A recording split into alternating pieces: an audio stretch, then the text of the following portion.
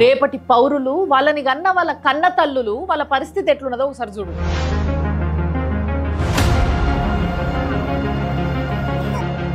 చూసినారు కదా, ఇది మొన్న 13వ తారీఖు పేరు గొప్ప నీలోఫర్ హాస్పిటల్ ఉంది కదా, గవర్నమెంట్ హాస్పిటల్.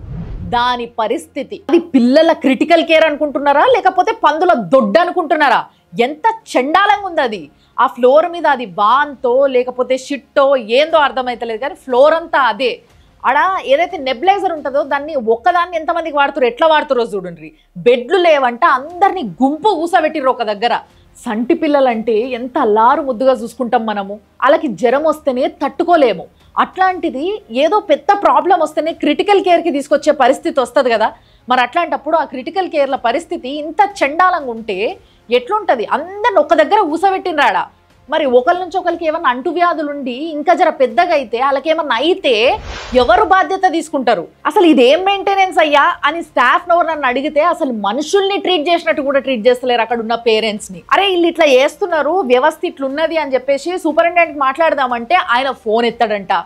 పోనీ అడ్మినిస్ట్రేషన్లో ఎవరున్నారో చూసి ఎవరికో ఒకరికి కంప్లైంట్ చేద్దామని ఎత్తుకుతే అసలు ఎవరు ఏందో ఏ కొలువులు ఉన్నారో ఆడ ఎవరికి అర్థం కాదు, ఎవడు పట్టించుకోడు. ఇది వ్యవస్థ. మెడిసిన్ ఏమో బయట తెచ్చుకోమంటారట షాప్లో. అంటే మీ దగ్గర మెడిసిన్ కూడా లేదా? అటు మెడిసిన్ లేదు, బెడ్లు లేవు, నెబిలైజర్లు లేవు, జాగా లేదు. మరి ఎందుకు తీసుకుంటున్నారు అడ్మిషన్స్? ఎందుకు తీసుకుంటున్నారు? బయట బోర్డు పెట్టొచ్చు కదా, ఎక్కడెక్కడి నుంచో వస్తారు అక్కడికి.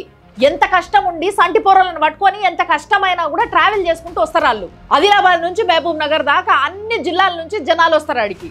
అట్లాంటి జాగాలో ఒక బోర్డు పెట్టొచ్చు కదా, మా దగ్గర ఏం లేవు, మేము అడ్మిషన్స్ తీసుకుంటలేము, రాకుండ్రి అని చెప్పి. పోనీ అది శాత కాకపోతే అట్లీస్ట్ మాకు ఫండ్స్ వస్తలేవు అంటే ఫండ్స్ వస్తలేవు అని చెప్పొచ్చు కదా. మరి వస్తే ఎవరైనా మింగుతున్నారా? ఎవరు మింగుతున్నారో చెప్పొచ్చు కదా మిగతా వాళ్ళన్నా.